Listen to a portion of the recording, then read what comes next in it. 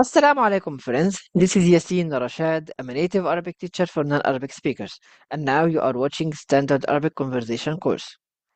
And today, inshallah, we're gonna do the first listening practice in Unit 1. But before starting, don't forget to make like, share, subscribe because that supports me to make more videos in future, inshallah. And let's start our video today.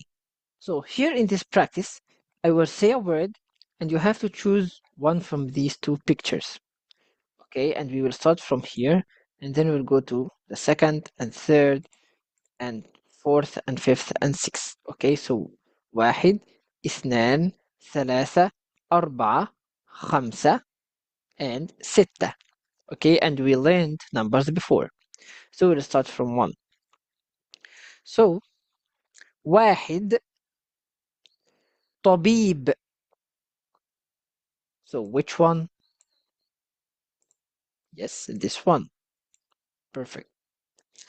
اثنان مهندس. So here, perfect. ثلاثة طبيبة. So this one, excellent.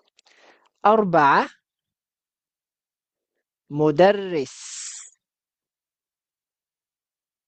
So this one, excellent. خمسة مهندس.